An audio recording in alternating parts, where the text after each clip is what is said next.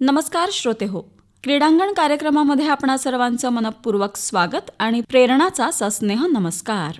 श्रोते हो, प्रत्येक व्यक्तीला कोणत्या ना कोणत्या खेळाची आवड असते. तरी देखील काही कारणास्तव आपल्याला आपलं शरीर, मन उंचीच्या माध्यमातून असो किंवा वजनाच्या माध्यमातून असो नियंत्रणात ठेवण्यासाठी म्हणून काही वेगळे प्रयत्न आपण करायला लागतो. या प्रयत्नांमधूनच आपल्याला आवड निर्माण होते. ही आवड एका छानशा छंदामध्ये रूपांतरित होते. एक नवीन खेळ छंद म्हणून आपण जोपासतो. या खेळातून स्पर्धेमध्ये उतरण्याची आस निर्माण होते आणि सुरू होतो प्रवास खेळातून स्पर्धेपर्यंत पोहोचण्याचा. त्यासाठी दिवसरात्र मेहनत करत असतो.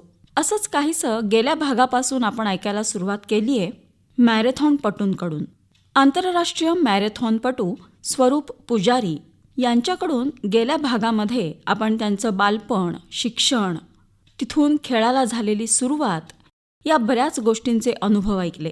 आजच्या भागामध्ये सुद्धा त्यांच्या शिक्षणाचा त्यांना झालेला उपयोग, स्पर्धेसाठी त्यांना मिळत गेलेलं मार्गदर्शन, आणखी बऱ्याच गोष्टींबद्दल आपण जाणून घेणार आहे. तेव्हा लगेचच ऐकूया शहीद मॅरेथॉन स्पर्धेने दिली नवी दिशा या अंतर्गत आंतरराष्ट्रीय मॅरेथॉनपटू स्वरूप पुजारी यांच्या प्रेरणा साठे यांनी घेतलेल्या मुलाखतीचा दुसरा भाग. शहीद मॅरेथॉनसाठी तुम्ही काही वेगळी तयारी केलीत का? तुमच्या शेतामध्येच फक्त ते चालणं, रनिंग हेच चालू होतं? शहीद मॅरेथॉनसाठी मी रस्त्यावर तयारी केली. आमच्या इथे शिरोळ रस्त्याला मी प्रॅक्टिससाठी जात होतो. साधारण किती वेळ तुम्ही प्रॅक्टिससाठी देत होता? आता 21 किलोमीटरची मॅरेथॉन जर का करायची असेल तर त्यामध्ये 5 किलोमीटर, 8 किलोमीटर, 15 किलोमीटर आणि 18 किलोमीटर इतकी प्रॅक्टिस दर आठवड्याला करावी लागते. म्हणजे जसं रनिंग स्टार्ट केलं थोडं वाढवत प्रत्येक आठवड्याला न्यायचं आणि शेवट एक आठवडा मॅरेथॉनचा ठेवायचा. अशी तयारी करावी लागते. त्याच्यासाठी स्ट्रेंथ ट्रेनिंग असणं गरजेचं आहे. तुमचं प्रॉपर न्यूट्रिशन, डाएट हे सगळं असणं गरजेचं आहे. मग आता मघाशी तर तुमच्या बोलण्यात असं आलं की मी डाएट वगैरे काही करत नाही. तेव्हाही करत नव्हतो, आताही करत नाही. मग त्यावेळेला तुम्ही मॅरेथॉनच्या जेव्हा स्पर्धा जवळ येत होत्या किंवा तुम्हाला पर्टिक्युलर ट्रेनिंग करावं लागायचं, 5 किलोमीटर 8 किलोमीटरचा टप्पा जो पूर्ण करावा लागायचा, त्याच्यासाठी मग तुम्ही कशा पद्धतीनं डाएट फॉलो केलं? डाएट म्हणजे माझ्याकडून बाकीचं काही डाएट फॉलो होत नव्हतं. त्यामुळे मी जशी स्पर्धा जवळ येईल तसं मी फक्त गोड खाणं सोडत होतो. गोड आणि तेलकट खाणं सोडायचो. वरण भात खायचो, फळं भरपूर खायचो. आणि व्यवसाय असल्यामुळे घरामध्ये भाकरी करणं शक्य नाहीये बरोबर दररोज. त्यामुळे मी वरण भात रोज खात होतो. अच्छा. आता फळांचा वगैरे भरपूर परिणाम आपल्या शरीरावरती चांगलाच होत असतो, पण वरण भाताने आपलं तेवढ्या पुरतंच पोट भरतं असं म्हणतात आणि पुन्हा भूक लागते थोड्या वेळाने. तर तुम्हाला त्याचा कुठे ड्रॉबॅक वगैरे काही जाणवला नाही किंवा असं काही त्याचा परिणाम झाला नाही? मला भूक कधी लागेल तेव्हा मी फलाहार जास्त करत होतो. अच्छा. म्हणजे जास्तीत जास्त फोकस तुमचा फळांवरतीच होता आणि तुम्ही फलाहारच जास्त केला. म्हणजे हेल्दी फूड्स आपण ज्याला म्हणतो तेच तुम्ही थोडक्यात आहारात ठेवलेलं होतं. ओके. आता वेदपाठ शाळेमधलं तुमचं शिक्षण, त्याच्यानंतर ही मॅरेथॉनची स्पर्धा, शहीद मॅरेथॉन, उत्सुकता म्हणून असं मला एक विचारायचं आहे की वेदपाठ शाळेतलं शिक्षण हे पूर्ण वेगळं असतं. ऋग्वेदाचं संपूर्ण ज्ञान तुम्ही तिथं घेतलं. थोडे दिवस तुम्ही बीडमध्ये राहिलात आणि नंतर वाडीमध्ये येऊन पुन्हा उरलेलं शिक्षण घेतलं. त्याचा तुम्हाला कुठे उपयोग झाला या मॅरेथॉनच्या स्पर्धेसाठी?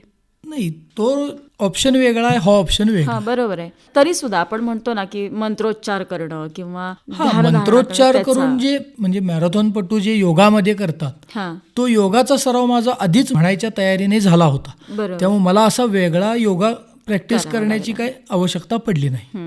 म्हणजे मॅरेथॉन स्पर्धेसाठी बऱ्यापैकी तुम्ही 50% पूर्ण फिट होता. फक्त तुमच्याकडूनच आता राहिलेलं होतं आणि ते तुम्ही सराव करत होता. सुरुवातीला जेव्हा तुम्ही 2021 साली 10 किलोमीटरचा टप्पा पूर्ण केलात तर अगदी सुरुवातीला तुम्ही 5 किलोमीटर तुम्ही शेतामध्ये वगैरे जात होतात, रनिंग करत होतात आणि त्यानंतर मग पहिल्यांदाच तुम्ही 10 किलोमीटर स्पर्धेमध्ये भाग घेतलात. तर त्यावेळचा तुमचा अनुभव कसा होता? ॲक्च्युली मी कोचिंग घेत होतो. कोचिंग घ्यायच्या आधी 5 किलोमीटर रनिंग करण्यासाठी मला 1 तास ते 1.5 तास लागत होता. मग माझे कोच शिव यादव म्हणून आहेत साताऱ्याचे. मग त्यांच्याकडून रनिंगची प्रॅक्टिस सुरुवात केली कोचिंग. तेव्हापासून माझं रनिंग सुधारलं. म्हणजे काही चुका ज्या होत होत्या माझ्याकडून त्या चुका दुरुस्त करण्याचं काम त्यांनी केलं. गायडन्स जो असतो परफेक्ट तो मला त्यांच्याकडून मिळाला. त्यामुळं 5 किलोमीटर हे अंतर मी 30 ते 31 मिनिटामध्ये धावू शकलो. अच्छा. आणि 10 किलोमीटरसाठी जो मला 2 तास जे लागत होते त्याच्यासाठी मला 1 तास 10 मिनिटं ते 1 तास लागायला सुरुवात झाली. अच्छा. आणि मग हे 10 किलोमीटरच्या स्पर्धेमध्ये जेव्हा तुम्ही उतरलात त्यावेळेला ते अंतर किती वेळामध्ये कापायचं होतं? त्यावेळा अंतर त्याला टायमिंग जे होतं ते 1 तास 20 मिनिटासाठी पूर्ण होतं. त्यावेळी मी 1 तास 10 मिनिटामध्ये पूर्ण केलं. हा, म्हणजे तुम्ही सतत सराव ठेवल्यामुळे आणि तुम्हाला व्यवस्थित गायडन्स मिळत गेल्यामुळे हे अंतर व्यवस्थित पार करू शकला. पार करू शकलो. ते कोचिंग तुम्ही वाडीमध्येच घेत होतात? कोचिंग म्हणजे काय, ऑनलाईन कोचिंग घेत होतो. अच्छा, म्हणजे online सर चालू सांगत होतं. होते सगळं. ओके. मग त्याच्या काही लेखी परीक्षा वगैरे पण असतात की नाही. फक्त कोचिंगच घ्यायचं, कोचिंगच प्रॅक्टिकल? घ्यायचं. कोच जे सांगतील ते तेवढंच. त्या दिवशी करायचं आपण. अच्छा. मग तुम्ही हे सगळं ऑनलाईन कोचिंग घेतलंय तर? हो. अच्छा, म्हणजे कुठल्याही अकॅडमीत वगैरे प्रत्यक्ष नाही गेलात नाही. तुम्ही? नाही. आता जेव्हा तुम्ही 10 किलोमीटरचा प्रवास वेळेच्या आधीच 10 मिनिट तुम्ही हा टप्पा पूर्ण केलात, तर त्यानंतर मग तुम्हाला असं वाटलं की आपण पुढचा टप्पा आता पूर्ण करायला पाहिजे आणि मग तुम्ही 2023 साली 21 किलोमीटरच्या स्पर्धेमध्ये उतरलात. हो. तर आता 10 किलोमीटर आणि 21 किलोमीटर म्हणजे पुन्हा 11 किलोमीटरचं अंतर वाढलं. बरोबर. मग याच्यासाठी वेगळे काही प्रयत्न तुम्ही केले होते? म्हणजे आधीपासून काही सुरुवात केली होती का रेग्युलरच तुमचं सुरू होतं रुटीन? रेग्युलरच सुरू होतं. हां. फक्त 10 किलोमीटर पूर्ण केल्यानंतर मला आत्मविश्वास आला की आपण 10 किलोमीटर पूर्ण करू शकतो, तर 21 किलोमीटर का करणार नाही. हा हा. मग 21 किलोमीटर करण्यासाठी मी तयारी सुरुवात केली अच्छा. आणि त्या अनुषंगाने माझ्याकडून झालं. अच्छा. लॉकडाऊन नंतर तुमचं खेळाकडे तसे तुम्ही वळलात खऱ्या अर्थाने मॅरेथॉनकडे. हो. म्हणजे एक आपल्या आयुष्याला एक टर्निंग पॉईंट जो मिळाला असं आपण म्हणतो, तसंच तुमच्या बाबतीत काहीसं घडलं. हो. कोचिंग घेणं किंवा प्रॅक्टिस करणं किंवा फक्त स्पर्धेच्या वेळेलाच करणं हे तेवढ्यापुरतंच राहिलं की ते कायमस्वरूपी तुमच्या अंगवळणी पडलं आणि ते तुम्ही करत राहिलात? हे कायमस्वरूपी अंगवळणी पडलं आणि अजूनही मी, माझे कोच आहेत त्यांच्याकडून मी अजूनही ट्रेनिंग घेतो. अच्छा. म्हणजे आता तुम्ही जे ट्रेनिंग घेत आहात ते पुढचा तुम्हाला टप्पा गाठायचा आहे त्याच्यासाठी हो. सुरू आहे. ओके. आता 2024 साली तुम्ही 42 किलोमीटरच्या स्पर्धेसाठी तयारीला सुरुवात केलेली होती आणि मला वाटते साधारण पूर्ण एक वर्ष लागलं तुम्हाला या 42 किलोमीटरचा प्रवास पूर्ण करण्यासाठी. तर या दरम्यान तुम्हाला कोणत्या अडचणी आल्या? अडचणी अशा काय आल्या नाहीत, हां. पण आपल्याकडून हे होत नाही आहे. हं. व्यवसायातल्या दरम्यान आपल्याला प्रॅक्टिसला जास्त वेळ देता येत नाही, ह्याची खंत होती. आणि चूक काय झाली की टाटा मुंबई मॅरेथॉनला ह्युमिनिटी असल्यामुळे मला थोडे क्रॅम्प्स आले. ओके. आणि पहिल्यांदाच मी 42 किलोमीटर करत असल्यामुळे मला काहीच अनुभव नव्हता पाठीशी. तरी मी 5 तास 11 मिनिटामध्ये स्पर्धा पूर्ण केली. पण नंतर मग ती तुम्ही नोव्हेंबरमध्ये बारामतीला जेव्हा ह्या स्पर्धेसाठी गेलात त्यावेळेला तुम्ही हे अंतर पूर्ण केलं आणि ही स्पर्धा जिंकलात. हो. जेव्हा टाटा मुंबई मॅरेथॉनला गेला होता त्यावेळेला तिथलं वातावरण आणि बारामतीला गेल्यानंतर तिथलं वातावरणामध्ये पूर्ण फरक होता. आहे. मग त्याचा तुमच्या स्पर्धेवरती किंवा खेळावरती, एकूण शरीरावरती काही परिणाम झाला?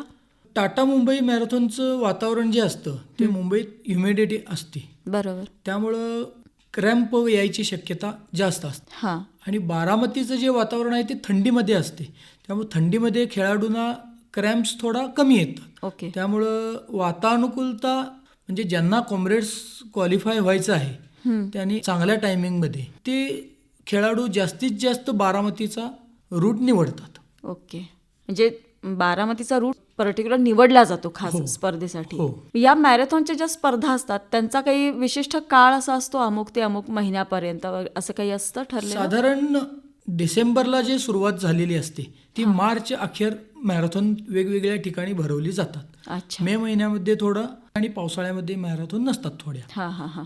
जेव्हा बारामतीला तुम्ही 4 तास 10 मिनिटांमध्ये 42 किलोमीटरचं अंतर पूर्ण केलं त्यावेळेचा तुमचा अनुभव कसा होता? म्हणजे पहिला 10 किलोमीटरचा आपण प्रवास पूर्ण केला त्यावेळेचा अनुभव आणि आता 42 किलोमीटरचा टप्पा पूर्ण केल्यानंतरचा अनुभव कसं वाटलं त्यावेळेला? अनुभव सेमच होते, आनंद सेमच होता. फक्त ह्यामध्ये मी पूर्ण मन लावून तयारी जी केली, आपल्याला बरोबर ह्या टायमिंगमध्ये आपल्याला पूर्ण करायची आहे स्पर्धा, हे जे मनामध्ये दृढनिश्चय करून मी गेलो होतो तो पूर्ण करूनच मी आलो. मग त्यावेळेला ह्या स्पर्धा बघायला तुमचे घरचे सगळे लोक आलेले होते की? नाही, मी एकटाच गेलो. अच्छा. आता मला एक असं विचारायचं की मॅरेथॉन स्पर्धा म्हटलं की सांघिक स्पर्धा असते, सगळेच खेळाडू एकत्र असतात त्यावेळेला. मग तुम्ही अमुक अंतर किती वेळात कापलेलं आहे किंवा आता तुम्हाला अजून किती वेळामध्ये अंतर पूर्ण करायचं आहे हे तुम्हाला कळतं कसं? त्याच्यासाठी त्यांनी 42 किलोमीटर जेव्हा आपण करणार असेल तेव्हा आपल्या हातामध्ये वॉच असते. ओके.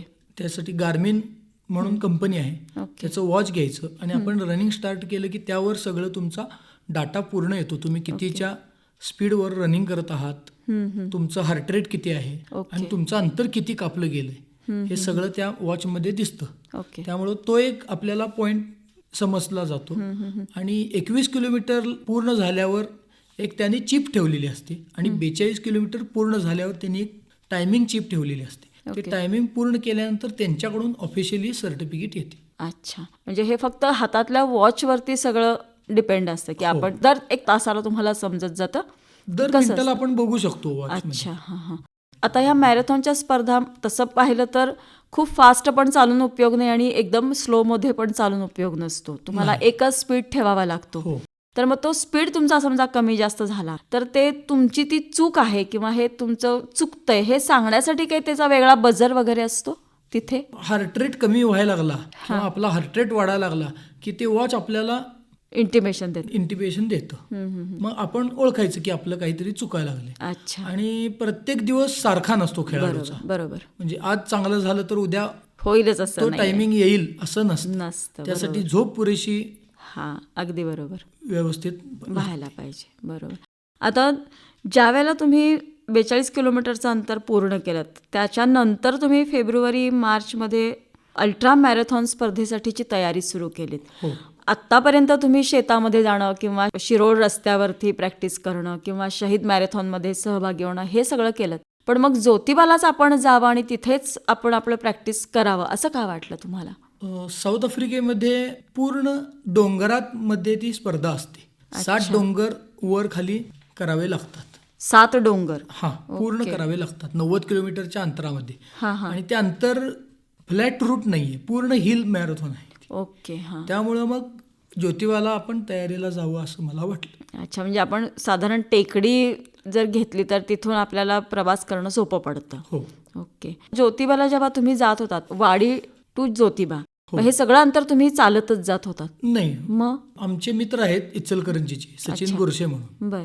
इथून इचलकरंजीला जात होतो आणि इचलकरंजीहून त्यांना घेऊन मी ज्योतिबाला जात होतो. बर. आणि मग ज्योतिबाला गिरोली म्हणून गाव आहे, ते गिरोलीमधून सुरुवात करून ज्योतिबा मंदिर आणि ज्योतिबा मंदिर पासून परत गिरोली असं मी 10 किलोमीटरच्या अंतर वर खाली करत होतो. अच्छा, मग त्यावेळेला ते तुमचे मित्र बरोबर जे आलेले होते ते तुमचं काउंटिंग वगैरे करायचे का ॲट अ टाइम दोघेही तुम्ही प्रॅक्टिस करत होतात? आम्ही दोघेही प्रॅक्टिस करत होतो. ओके. कधी कधी ते मला सपोर्टसाठी गाडीवरून यायचे, म्हणजे पाणी देणं, हायड्रेशन पूर्ण देणे, बरोबर. त्याच्यासाठी म्हणून ते मला मदत करत होते. मग ते ज्योतिबाला तुम्ही जे जात होतात ते सकाळची वेळ तुम्ही ठरवलेली होती, संध्याकाळची का उन्हाचं पण जात होतात? कसं? उन्हाचं पण जात होतो, कारण की साऊथ आफ्रिकेमध्ये सकाळी 5-5:30 वाजता स्पर्धा झाली सुरुवात की संध्याकाळी 6 वाजेपर्यंत सुरूच असते. 12 तासाचा कट ऑफ असतो त्यामध्ये. ओके. त्यामुळे ते तुम्हाला ऊन पण लागतं, पाऊस पण लागतो आणि थंडी पण लागते.